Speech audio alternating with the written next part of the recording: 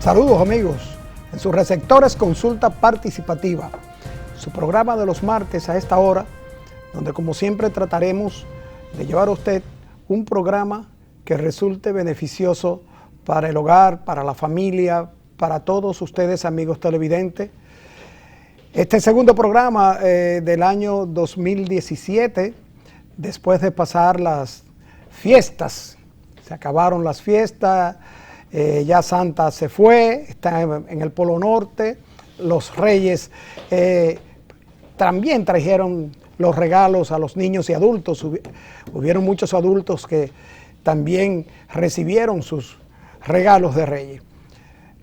Trataremos este año, como habíamos dicho en el primer programa, de seguir con nuestra temática, de ser un programa propositivo, un programa que lleve orientación e información positiva a todas las familias. Robinson. Sí, como no, Hopperman, muchísimas gracias. Y muchísimas gracias, como siempre, a todas las personas que siempre están en contacto ahí con su programa Consulta Participativa. Y sobre todo en este nuevo año. ¿Cómo te fue de fiesta, Robinson? No, muy bien, mucho trabajo, mucho descanso y mucho compartir con la familia. Pocas parrandas. Sí, hubieron pocas. Pocas parrandas, sí. Eso es importante. Amigos, vamos a una pausa y retornamos de inmediato con ustedes, ya que hoy tenemos un programa donde hay comentarios de sumo interés para todos ustedes, amigos televidentes. Pausamos.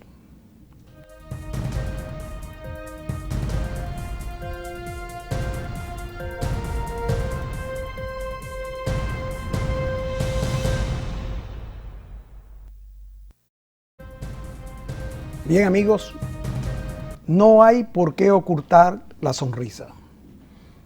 La salud bucal y la estética de su sonrisa, usted puede ponerle en manos de la doctora Lourdes Sarina Opperman. La doctora Lourdes Sarina Opperman es experta en prótesis y rehabilitación bucal, pero también ofrece los servicios de ortodoncia, periodoncia, endodoncia, odontología pediátrica, estética dental, implantes, coronas y puentes y cirugía bucal. En fin, todo lo que usted necesita para su salud bucal, usted lo puede conseguir llamando a la doctora Lourdes Sarina Opperman, quien trabaja exclusivamente por cita a los teléfonos 809-533-2000 y 809-846-0582. La doctora Opperman está en la avenida Rómulo Betancourt 297, en la Plaza Maderta Tercera, local 205 de Bellavista. Recuerde, 809-533-2000 y 809-846-0582. Bien, Robinson, tenemos una semana cargada de comentarios, de noticias, y las cosas parece que van cogiendo un camino más claro con respecto a lo de Brian Félix, a lo de Odebrecht. Sí. Tú comentabas la semana pasada justamente sobre el asunto de Odebrecht. ¿Qué te parece cómo van los acontecimientos? Mira, yo creo que en ese aspecto hay que ver los resultados de la reunión de hoy con el presidente de Odebrecht para República Dominicana y el procurador. Esperemos que para mañana tener esos informes, o hoy al final de la tarde, como es acostumbrado. Y eso no podría poner a nosotros a colocarnos, porque ya vemos el caso de Perú, que inclusive fueron parados todos los pagos y los contratos actuales que tiene Odebrecht allá. Y hay alrededor de 75 personas, incluyendo los 3 presidentes anteriores del país y el presidente actual, que van a ser investigados por la Procuraduría de Perú. Entonces eso deja claramente una voluntad de parte de ese gobierno en ese funcionamiento principal del caso de Odebrecht.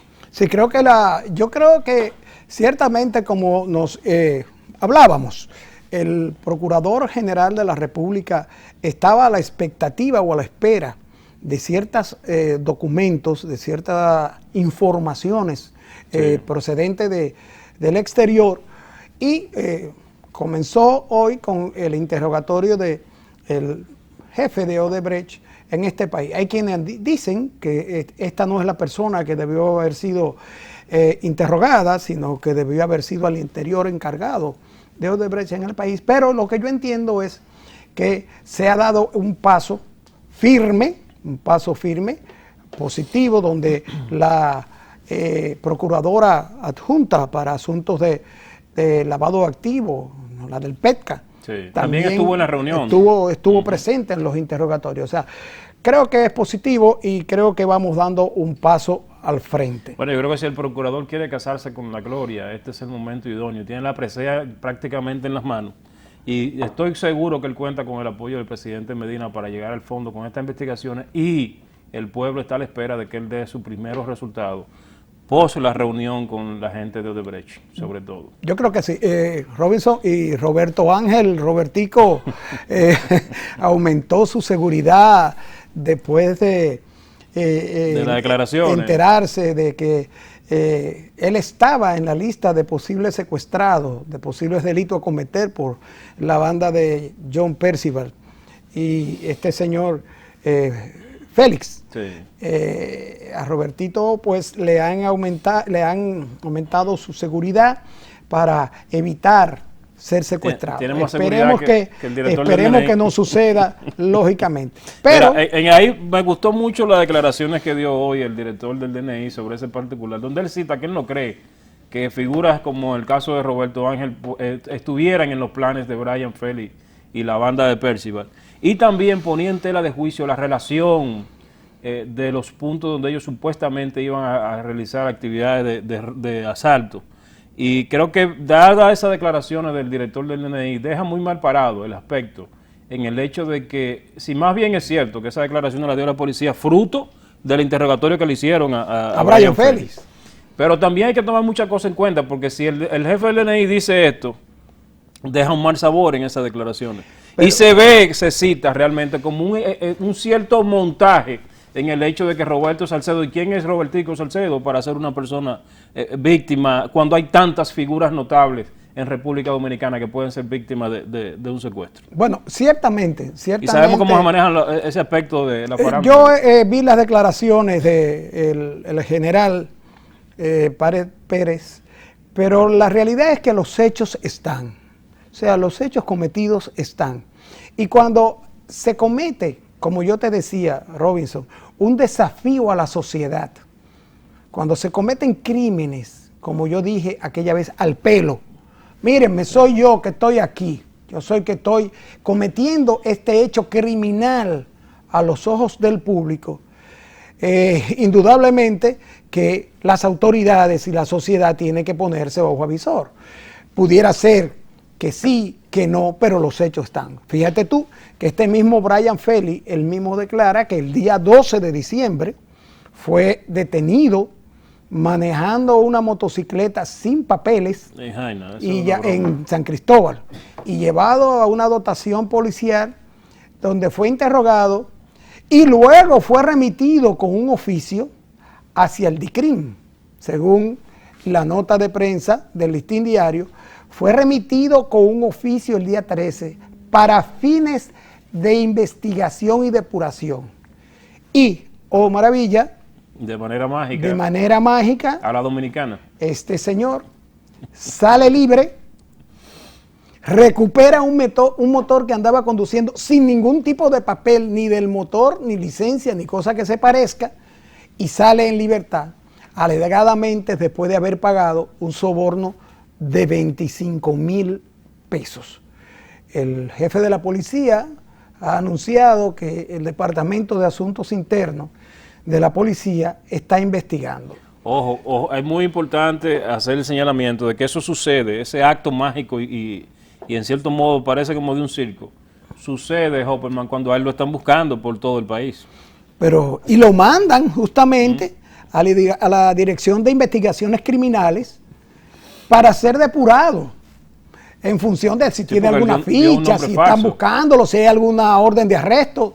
Y este tipo sale libre. La realidad es que él mismo es quien ha dado sus declaraciones. Exacto. O sea, que tiene que haber pruebas, porque me imagino que en el DICRIM, que está ahí en la máximo, como hay cámara de seguridad que ven cuando el individuo llega, y también, sobre todo, las personas y los policías que lo detuvieron. Realmente esto deja un mal sabor. Creo que fue para mí lo que dio al traste de ellos sentirse vulnerables para seguir haciendo actos como lo que hicieron y que pudieran efectuar ese traco ahí tan tipo Hollywood en Plaza Lama de la 27. Pero, óyeme, se habla del oficio que Elsa Rosa Ramírez, una capitana de la policía, redactó, firmó y despachó a los dos sospechoso hacia la Dirección de Investigaciones Criminales de la Policía Nacional. El DICRI, o sea, estamos hablando, señores, para que ustedes tengan una idea, es el CSI de aquí, de República Dominicana. O sea, para que usted pueda hacerse una idea gráfica de qué institución estamos hablando. Sí, es una cuestión que realmente ha llamado poderosamente la atención porque el grado de impunidad y de desafío que esta gente tenían era una cuestión que estaba prácticamente apañada por otras fuerzas que pudieran haber estado detrás de eso. Por eso comparto el criterio de quienes dicen que ese caso no ha terminado y que no se debe dar por cerrado, porque de que todavía falta mucha tela por cortar. Eso es una realidad. Y por otro lado, señores, hoy hubieron dos grandes sustos en el Aeropuerto Internacional de las Américas. Ayer justamente despedía en el aeropuerto a mis hijos cuando llegaba un avión de la aerolínea Pagua y mi hijo me preguntaba que si esa era la nueva línea y le decía que sí, que tiene permiso para volar a los Estados Unidos. Le decía que sí, que la línea realmente se estaba desempeñando bien. Y hoy, al aterrizar un avión de Pagua en el aeropuerto de las Américas, se le explotó un neumático. Hubo alarma, hubo pánico, tenía 70 pasajeros a bordo, pero cuando se hizo la revisión, se comprobó que una parte metálica del tren delantero del avión se había desprendido del tren de aterrizaje del avión. O sea que ahí las autoridades ya tienen que tener las investigaciones del lugar sobre este caso. El segundo, un avión de American Airlines. Oigan esto, señores, un avión de American Airlines que viene de Puerto Plata y aterriza en el aeropuerto, vino de Puerto Plata, hizo escala en el aeropuerto de las Américas y en el momento en que iba a despegar del aeropuerto de las Américas, por mala orientación, según dice la nota de prensa, de los técnicos encargados de dirigir el avión hacia el carreteo para el despegue, el piloto se dio cuenta de que estaba en una pista que no era la pista para despegar. ¿Y dónde estaban los controles? Y tuvo que frenar introspectivamente, y esto ocasionó que al avión se le reventaran dos neumáticos. Eso fue también un pánico, un gran pánico hubo en el aeropuerto de las Américas en el día de hoy con estos dos casos. Uno tiene que decir que son cientos, decenas de miles de vuelos diarios y que algún día sucede, ¿no? Pero esto sucedió así, una por una falla humana, según dice el propio capitán piloto de American Airlines, y el otro por una falla mecánica. Tenemos que tener cuidado con eso, porque recuerda que recientemente nosotros ganamos el galardón, el privilegio de poder elevar los vuelos nuestros hacia los Estados Unidos. Y este tipo de errores puede dejarnos con una situación un poquito delicada con eso. Sí, no. Y entonces el problema de esto es que eso está muy regulado y muy supervisado por autoridades mundiales, la Organización Internacional de Aeronáutica Civil. Hay sanciones con el asunto de tocar territorios norteamericanos y de mantener rutas. O sea que realmente esto es muy delicado.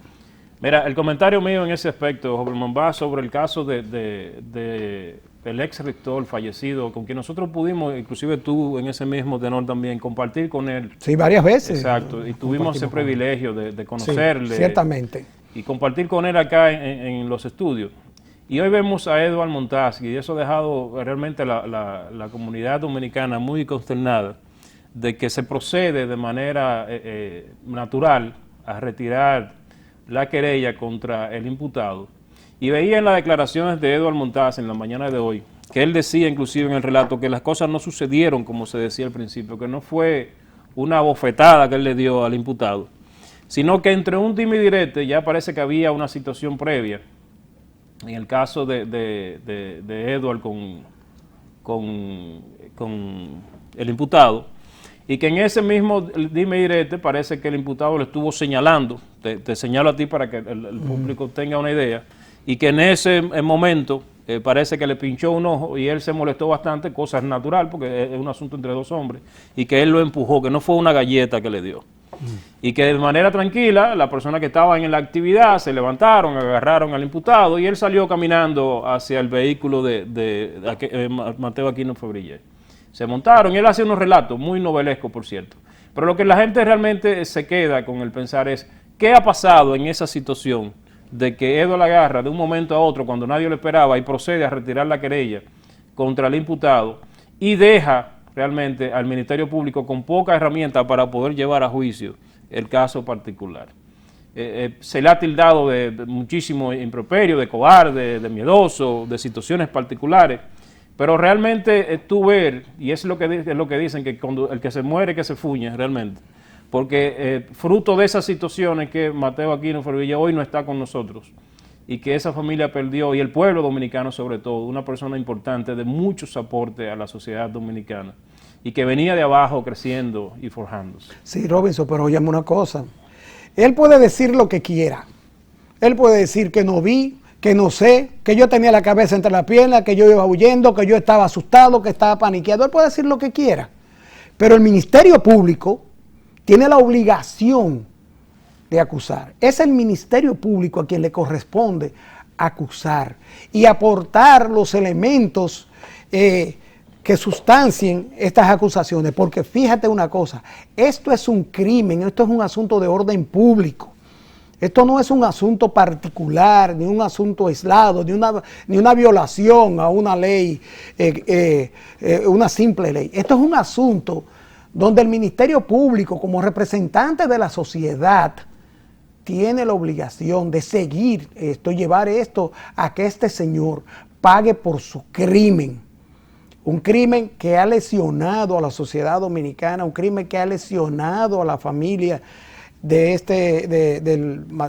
profesor, a sus hijos, su esposa, sus amigos, sus familiares, la sociedad, la familia universitaria. En fin, al que asesinaron era un hijo meritorio de la República Dominicana. Sin lugar a dudas, eso es una realidad. Entonces, este señor de buena primera, como tú te haces la pregunta del millón. ¿Qué habrá sucedido que a tantos meses del asesinato, este señor de buenas a primeras se despacha con que retira la querella que no ha recibido? Dicen, se rumoran unos 15 millones de pesos, que se rumora que ha sido amenazado, su integridad física, pero él alega que su mamá está muy enferma. Vi una parte de prensa. Según él, en esa misma nota, su madre fue intervenida para un tema quirúrgico, creo que por los riñones, y también, según las declaraciones de él, citaba de que fruto del suceso se regó allá en su pueblo que había sido a él, entonces su mamá tuvo una recaída y hoy se encuentra en una situación delicada. Yo eso no quiero cuestionarlo, porque es un asunto muy delicado, o sea, es la madre de una persona. Claro. Y lo mismo en ese aspecto quizás uno sentiría, pero lo que se ve es que hoy, como tú decías, a tanto tiempo luego, cuando se ve que inclusive sacan al imputado para llevarlo a un resort entre comillas, quiero citarlo, porque lo llevaron a áreas nacionales donde hay unas villas, y hoy aparece esta persona con un simple hecho de retirar su querella, que no lo libera de presentarse como testigo. Vamos a ver qué declaraciones va a dar él, porque él está en su derecho de retirar la querella. Lo único que el pueblo y la historia lo va a juzgar como persona y como dominicano. Pero sí hay que ver qué declaraciones va a dar como testigo, que parece, por lo que vi en sus declaraciones, la está afinando muy bien sus declaraciones. Sí, sí, honestamente eso está armado. Eso es por un equipo de expertos, juristas, que están asesorando o deben estar asesorando a este señor. Ojalá, y vuelvo y repito, que nuestro Ministerio Público ejerza sus funciones. Por otro lado, Robinson destituyó el Congreso venezolano a Nicolás Maduro.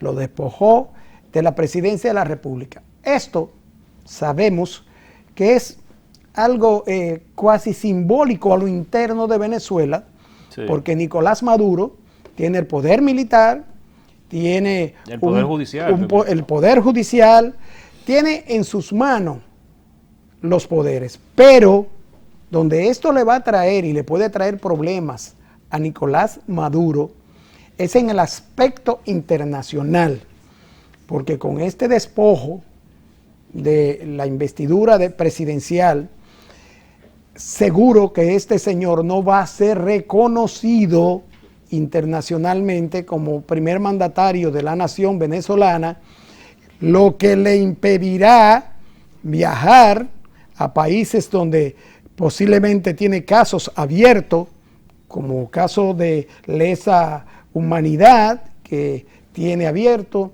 Sus embajadores pueden ser desconocidos a nivel de la diplomacia internacional. Falta un proceso interno todavía de la nación, porque no es sencillo. Claro, recuerda que ya, la Cámara la representa la oposición. Sí, no por eso, pero Exacto. ya la Cámara lo despojó. O sea, aprobó el despojo y la destitución de Nicolás Maduro.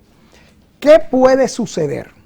Puede suceder que este señor se quede en su Venezuela ejerciendo el poder de manera ya ilegal, porque hay un artículo que señala claramente que es facultad, un artículo de la Constitución que es facultad del Congreso, separar al presidente y considerar abandono del presidente cuando éste no asume y cumple con las funciones que le obliga la Constitución. O sea, esperaremos, es un proceso que veremos ver, pero sí sé que a nivel internacional esto le va a causar a Nicolás Maduro serios inconvenientes. Eso es una realidad. Esperemos ver el proceso interno. Tengo entendido que faltan aún 3 consideraciones internas para que eso se lleve a cabo. Y en ese mismo tenor también ver qué es lo que está forzando la oposición, de que se hagan elecciones libres en el país. Eso es lo que ellos realmente están buscando. Y quieren llegar a ese acuerdo a través de ese force con el gobierno para poder celebrar elecciones libres. En ese mismo también tenor, el presidente Maduro, una de las acciones que tomó fue aumentar el salario mínimo por 5ª ocasión. Sí, pero un salario mínimo que llega a $60 mensuales. Buscando el respaldo de la población. Pero bueno, señores, Venezuela está pasando una situación muy delicada. Realmente su población creo que no amerita más situaciones internas, y que pueda encontrarle una solución a eso democráticamente sería lo mejor para todo el mundo. Así es. Amigos, nosotros vamos a una pausa y venimos de inmediato con nuestro invitado de esta tarde.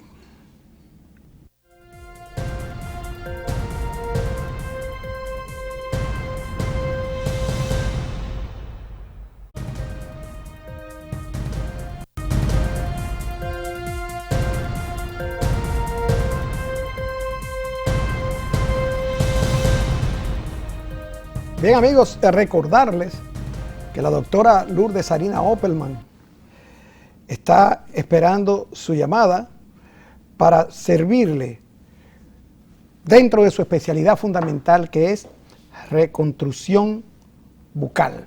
Ella es especialista en prótesis y también ofrece servicios de endodoncia, ortodoncia, odontología pediátrica, cirugía bucal, implantes, en fin, todos los servicios que tienen que ver con su salud bucal y con la estética y la bella sonrisa que usted tiene, lo ofrece la señora Lourdes Sarina Opelman.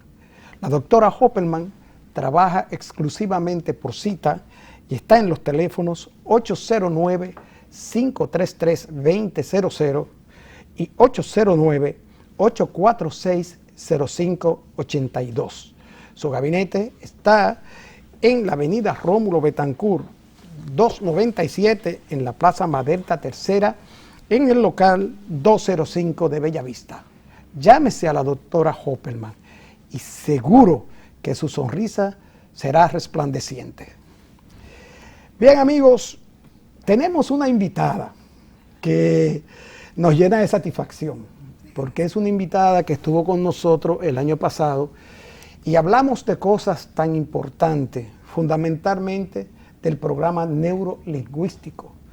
Y dejamos en el tapete pendiente unos temas que la licenciada Liselot Baigés ha tenido la cortesía de venir a exponer en nuestro programa para todos ustedes. Como ustedes saben, la licenciada Baigés es entrenadora internacional del Programa Nacional del neurolingüístico. Es una experta en coaching, senior coach. Comenzar a hablar del currículo de la licenciada es muy extenso. Licenciada, buenas tardes. Y algo oportuno para comenzar este nuevo año. Claro. Así mismo es. Pues de verdad que esto no es una cortesía. Ustedes de verdad, cualquiera viene aquí feliz. Gracias, son personas que están edificando a la sociedad dominicana con los aportes y las informaciones que están ofreciendo todos los días, y sobre todo desde el punto de vista de la PNL, pues incentivando a la reflexión, a la conciencia, a la información, a buscar algo adicionales, no solamente escuchar y repetir como una repetidora sin criterio. Correcto. O sea que realmente me siento muy feliz de estar aquí. Gracias, licenciada. Pues vamos a entrar en materia, Robinson. Adelante. Licenciada, nosotros dejamos pendiente en el programa anterior el asunto de las adicciones. ¿Qué tiene que ver el programa neurolingüístico con las adicciones? Por favor. Bueno, fíjate una cosa, las adicciones, como nosotros a veces las definimos, tiene 3 componentes: psico, socio, emocional, y también tiene un componente bioquímico. Si hablamos de unas adicciones que recién comienzan, la PNL puede de manera, vamos a decir, particular o individual, tratar asuntos de su resolución. Malo es cuando una adicción quizás de sustancias, sobre todo, ha llegado a unos niveles donde hace un daño al cerebro a nivel de la química cerebral, y entonces deben intervenir, por supuesto, psiquiatras y médicos para hacer una especie de abordaje que es multidisciplinario. Yo creo mucho que en todas en las malas o las disfunciones que puedan haber en los comportamientos, yo creo mucho en los abordajes multidisciplinarios.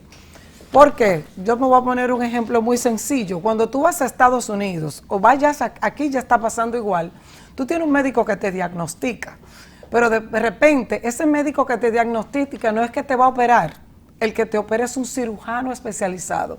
Pero la misma muchacha que te da la pastilla a ti no es la misma enfermera que está al lado del médico especializado, ni es tampoco el mismo que te va a dar el tratamiento posterior. Entonces, yo sí creo que la programación neurolingüística, en combinación con otras terapias o abordajes de médicos, psiquiatras o psicólogos, es una excelente herramienta. Muchos autores piensan que el problema de las adicciones a nivel del área mía, no a nivel de bioquímico, tiene mucho que ver con las creencias. Hay diferentes tipos de abordajes a las adicciones. La cultura de los individuos. Exacto, o sea, ¿qué tuviste? Nosotros tenemos programas mentales que tienen que ver con la programación verbal, todo lo que yo he escuchado desde mi existencia. Eso es uno de los programas que influyen en mí para un resultado de comportamiento. Otros, los modelos de referencia que están a mi alrededor, que normalmente lo componen las figuras que están cerca de mí, mis padres, mis padrinos, la que me crió, que puede ser mis tutores, los maestros, etcétera. Y también, por supuesto, nuestros sucesos externos, o sea, las experiencias que vivimos. Entonces, hay personas que tratan, por ejemplo, el tema de las adicciones, haciendo una identificación de dónde están las creencias con relación a el adicto, en la subvalorización de su personalidad. ¿Qué ha pasado con el adicto que ha sido el resultado, o tiene como resultado una conducta adictiva? ¿Por qué lo necesita? Si hay, por ejemplo, también, por eso que yo digo de la multidisciplinaridad, si hay también algún tratamiento que puede ser obsesivo-compulsivo, o sea, porque se degenera la adicción, o también en algunas depresiones que pueden estar ocultas dentro de la adicción, que si no son identificadas a tiempo, entonces estamos tratando simplemente al adicto con una terapia que no va a ser del todo efectiva. A eso iba, perdón que le interrumpa, doctora. Las depresiones, que son circunstancias neuropsicológicas, ¿no? Del individuo.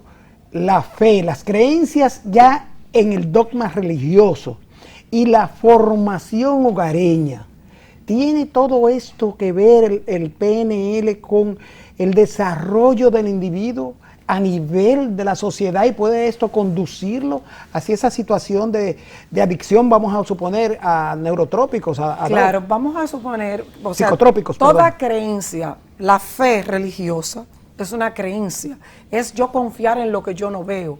Las creencias religiosas, si tienen un efecto positivo en tu vida, no tienes por qué cambiarla, nadie tiene por qué cambiar las cosas donde le va bien. Pero realmente un hogar donde normalmente está cristiano, generalmente, no de una manera categórica, es muy probable que el tratamiento a los hijos sea un tratamiento de respeto, un tratamiento de igualdad, un tratamiento potenciador. Si tú puedes, lo vas a lograr. Es un tratamiento que es muy distinto a un hogar donde quizás, puede que no sea religioso y tenga el mismo tratamiento. No quiero decir que solamente en hogares cristianos no hay adictos. Y usted tiene que ir a misa domingo porque hoy nosotros vamos a misa y el muchacho tiene 12 años y no quiere ir a misa. Y si el muchacho tiene 12 años de misa, en el caso propio mío, yo no lo forzaría. Yo trataría de que con mi ejemplo, porque hablamos ahorita de los programas mentales, el programa mental tú tienes modelos de referencia, porque ¿qué puede estar pasando en la mente de ese muchacho que tú lo estás obligando a ir a misa?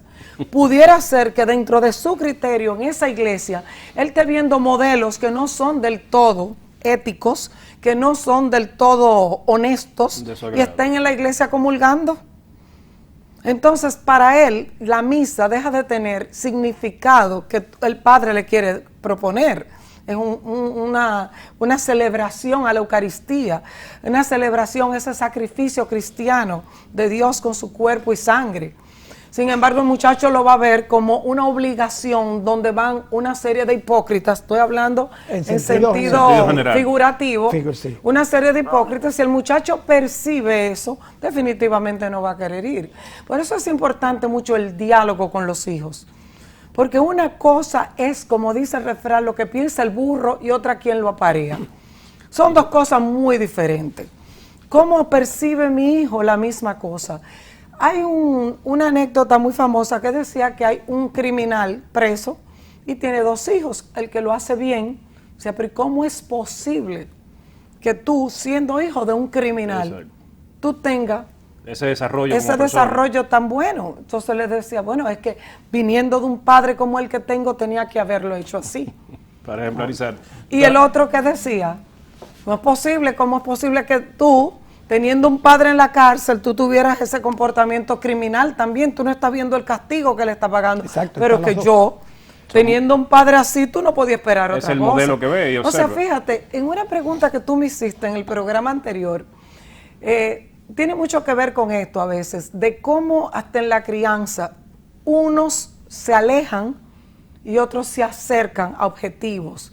Eso tiene que ver con el metaprograma, con la célula individual de cada persona, con su poder de resiliencia, que es la capacidad de reinventarse. Como unos muchachos, el hecho de estar como tengo amigos, que fue como una bola de billar entre hogares y hogares que nadie lo quería. Ese muchacho hoy en día es uno que lo buscan para asesorarse la familia, un modelo a seguir, la familia que le quedaba, mientras que otro con las mismas circunstancias eligen un camino distinto. Pero yo creo que la PNL tiene muchos recursos. El terapeuta puede identificar de dónde proviene esa creencia. Yo no valgo para nada. Puede ser también que el entorno esté influenciando en ese joven. ¿Tú entiendes? Y si yo tengo una autoestima baja y en mi hogar me han dicho a mí que yo no sirvo para nada, esos muchachos me hacen sentir a mí que yo soy el jevito de la película. Esos son los amigos míos. Y yo voy a hacer lo que los amigos hacen. Porque si yo no hago lo que los amigos hacen, yo voy a estar marginado. La adolescencia es una etapa muy difícil. Muy difícil porque no está todavía conformado el cerebro en su totalidad. Los valores y las creencias y el entorno del entorno influyen mucho en un adolescente. El adolescente es muy manejable, es muy manipulable. y la influencia social penetra mucho en ellos. Así tú ves que hay muchachas que están, por ejemplo, en, ¿cómo se llama?, anoréxicas o con bulimia, porque el modelo que nosotros tenemos en la televisión es un modelo de una delgadez extrema. De un espagueti con ropa. Con ropa. Entonces nos encontramos que las que tenemos algunas masitas no nos queremos ni poner traje de baño a veces. Entonces, ¿por qué? Porque se van a burlar de mí, porque ese no es el modelo. Sí, el temor al rechazo. El temor al rechazo. Doctora, dice un refrán nuestro que el loro viejo no aprende a hablar y que palo que nace doblado jamás su tronco endereza. ¿Cómo se puede, hablando del tema de la educación, sobre todo en el hogar, un padre hoy en día, una madre, aplicar el PNL para poder reeducar a sus hijos con estos cambios y estos modelos sociales que han surgido en República Dominicana de un momento a otro? Mira, yo creo que existe en el cerebro lo que se llama la neuroplasticidad. La neuroplasticidad está demostrada. El cerebro es capaz de aprender hasta la muerte. Simplemente ¿Cómo es eso de aprender hasta la muerte? Hasta la muerte, hasta que te mueras. Hasta que se muera. O sea, ¿entiendes? Nosotros podemos aprender. Tú puedes aprender un idioma con 95 años. Tú puedes hacer lo que tú quieras. Simplemente que nosotros tenemos la creencia, esa creencia instalada, que el loro viejo no aprende a hablar. Ya yo estoy muy viejo para eso. ¿Por qué? Porque nos recostamos en una zona de confort permanente. Ah, no, que ya yo no puedo hacer tal cosa. Ya a mi edad no se dan brincos. Tal cosa. Definitivamente un padre puede, haciendo conciencia de... Porque fíjate, cuando hay un adicto, excúsame que vuelvo de atrás para adelante, cuando hay un adicto, el adicto es el resultado de un sistema, de una ecología familiar que no está funcionando correctamente. O sea, el adicto no es el enfermo, son todos en la familia que tienen parte de la enfermedad. Porque todos ellos de alguna forma han colaborado inconscientemente, no con la intención, pero han colaborado con que ese muchacho haya escogido ese resultado en su vida. Por el trato que le han dado, por lo que ha recibido, por muchísimos factores. Entonces nosotros tenemos que ver de qué forma estamos hablándole a nuestros hijos. Aún así, dice la Madre Teresa, no importa lo que tú le hables a tus hijos. A veces no tienes que hablarle, porque ellos te están mirando. Y predica más el ejemplo. Empieza cosas tan sencillas como yo decíamos en el otro programa. Llama a la abuela por teléfono y dice la mamá, dile que yo me estoy bañando. Tú no te estás bañando, pero el hijo lo está mirando que tú no te estás bañando. Entonces cuando el hijo viene y dice una mentira, ¿dónde tú has visto esa mentira? ¿Quién te ha enseñado a ti a mentir? Ah, no, pero mi mentira es piadosa, mi mentira es blanca. Le ponemos tantos calificativos a la mentira. La mentira es necesaria. Todo el mundo miente. Todo el mundo miente. La mentira es necesaria para cierta sobrevivencia social. Estas son las que se llaman piadosas. Le ponemos calificativos. Mentiras blancas. Le ponemos colores. Es una mentira blanca, es una mentira rosada, es una mentira de tal color. Doctora, en ese mismo tenor de que el loro viejo no aprende a hablar y que el palo que nace doblado jamás un tronco endereza, en República Dominicana recientemente sacamos una valoración a través de la prueba que se hicieron, la prueba PISA, exactamente, y se determinó, y es lo que decía el encargado de la investigación, que uno de los puntos principales es el cambio de mentalidad y conducta en el profesorado.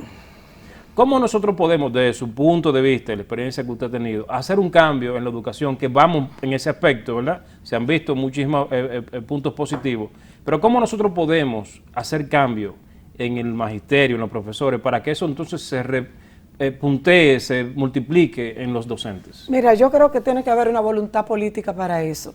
Y tiene que haber también la inclusión de... como te digo, asignaturas, por si llamarlo asignaturas, ¿verdad?, de inteligencia emocional dentro de una programación regular. Por ejemplo, tantos muchachos, vamos a hablar, por ejemplo, de los chicos a veces del campo, donde cuando van al campo y que dice, ¿qué tú quieres ser cuando seas grande? El fuertecito te dice, yo quiero ser pelotero.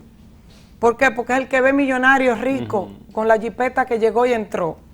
El que sabe que para pelotero no da, entonces, ¿sabe qué quiere ser? Yo quiero ser senador. Político. Engancharse al político. Político, porque ve igualmente Que Los ejemplos. ¿Qué pasa? Que el maestro de la escuela no gana un peso por más que se faje. Que el médico de la escuela probablemente migra y lo ve un curandero. O sea, entonces, a veces ellos no son capaces de salir de ese círculo de la pobreza. Porque entienden, y muchas veces nosotros como le hablamos a tus hijos, mijo, eso no es para ti, eso es para ricos. No te fijes en eso. Tú estás loco, ese carro, oye, un muchacho sin un peso. Sí, lo O sea, ¿cómo uno le habla a tus hijos? Entonces yo creo que a nivel, vamos a decir, global, social, tiene que haber un poco de voluntad política para la inclusión de ese tipo de programas, para poder también ayudar a través del magisterio a muchísimas maestras que integren la forma en que le hablan a los estudiantes. Sí, no todos los estudiantes aprenden de la misma forma y no por eso uno es más inteligente que el otro. Unos captan la información visual, otro no le gusta tanto leer, le gusta escuchar más, otros prefieren la experiencia para aprender, pero todo eso es válido. Doctor, licenciada, hay un tema que yo quise traerle de manera especial. Es el asunto de la agresividad. Sabemos que hay agresividad verbal, física, gestual, pasiva. La PNL, el programa neurolingüístico, ¿cómo incide e influye en la agresividad y la pasividad extrema en los individuos? Sí, una vez que, hay que hacer una especie de abordaje o intervención en la persona agresiva. Pero una vez que tú identificas el tipo de agresividad, eso es también de lo que se llama una sinestesia violenta. Entonces tú tienes que ver, eso es, para poder abordar hay primero que observar, porque en la observación es que está la fuente de toda ciencia. Inclusive el periodismo, todo se basa en una observación. El primer paso del método científico. Exacto. Entonces nosotros tenemos que ver qué causa, cuáles son las causas o dónde esa persona agresiva tiene un mayor comportamiento agresivo. Hay que ver qué le causa eso. Nosotros estudiamos ahí las submodalidades. Ok, pudiéramos decir, y perdón que le interrumpo, licenciada, que el adulto agresivo pudo haberse detectado su agresividad en su etapa infantil. Sí, claro que sí. Y no fue atendido correctamente, claro, conducido correctamente. Claro que sí, y probablemente, volviendo otra vez a lo que nosotros hemos recibido de la infancia, probablemente hemos visto modelos de referencia donde un padre azota a una madre o la insulta dentro de la casa o insulta a los hermanos diciendo que no sirven para nada, que él era el matatán, que ahí todo el mundo consume y él es el único que lleva dinero. Entonces, sí, probablemente dentro de una figura agresiva ha tenido modelos de referencia. Incluso déjame decirte una cosa, la famosa pela. No todo el padre que daba una pela lo hacía con mala intención. Primero, él había recibido una pela. Y normalmente ese... Un palo. Y probablemente te voy a decir una cosa. Muchos de esos padres que daban pela te decían a ti, a mí me dieron una pela y yo no salí torcido. Es verdad, lo he escuchado yo eso. Tú lo has escuchado, ¿verdad? Sí. Esa es su justificación. Entonces, ese padre no tiene otra forma de educar, no la conoce. Y como no la conoce, emplea la que él sabe, la que él recibió y para él fue buena. Para él lo enderezó. Yo era un muchacho súper travieso. Óyeme, de la tercera pela me enderecé porque no había de otra. Entonces para él, la pela es una herramienta de enderezar al hijo torcido, entre comillas. Entonces, una de las cosas que hace la PNL también es que identifica en el agresor cuáles son los detonantes de su agresión, cuáles son las submodalidades, algo que él oyó, si le molesta un gesto que hace el otro, la víctima. O sea, hay que buscar cuáles son la dinámica que se produce entre la agresión, el agresor y la víctima, si es una víctima generalmente o exclusiva o se repite entre otras personas, pero si cuando se repite es porque él escucha algo que le molesta. Y la pasividad extrema, finalmente, licenciada. La pasividad esos son extrema. dos extremos de la misma cara, porque generalmente el que es pasivo en algún momento explota. Eso nosotros damos en comunicación asertiva. Una comunicación agresiva y una comunicación muy pasiva terminan por parecerse, porque son, ¿cómo te digo? Son respuestas evasivas de alguna forma. La pasividad es una evasión, a no dar la cara, a no tener la responsabilidad, a ser rechazado, a un montón de miedos que puede tener esa persona. Prefiero no tener conflicto con esa persona antes que decir lo que pienso. Y van poniendo su propia decisiones, van poniendo su propia, como su personalidad, la van minimizando. Y pudiera ser, en esos casos también pasivos, y yo creo que ustedes conocen también, de mucha gente que pelea, que el marido, mujeres yo conozco, que el marido las insulta y cuando el marido se va, la cadena de insulto baja hacia otros niveles, donde ahora ella es la agresiva y los hijos son las víctimas de esa agresión. Licenciada, definitivamente el compromiso vamos a tener que continuarlo porque a mí me están haciendo más señas nuestro director y se nos queda lo del agresor pasivo, que eso es una cosa, la influencia del PNL en la comunicación, en los comunicadores sociales. Y la intención positiva subyacente dentro de cada agresión. Claro, la crítica al PNL, que las hay, claro que sí. ¿Está comprometida, licenciada, Ustedes con nosotros? Usted sabe que esta es su casa. Robinson, lo sabía yo que no íbamos a tener el tiempo suficiente. Siempre es un placer pero tenerla, licenciada. Ya tendremos otra oportunidad. A ustedes, amigos televidentes, gracias, muchas gracias por continuar en este año 2017 sintonizándonos a través de su canal 26 de Carivisión, su canal 22 de Aster y su canal 26 de Claro y Tricón. Gracias, amigos. Nos vemos. Esperamos el próximo.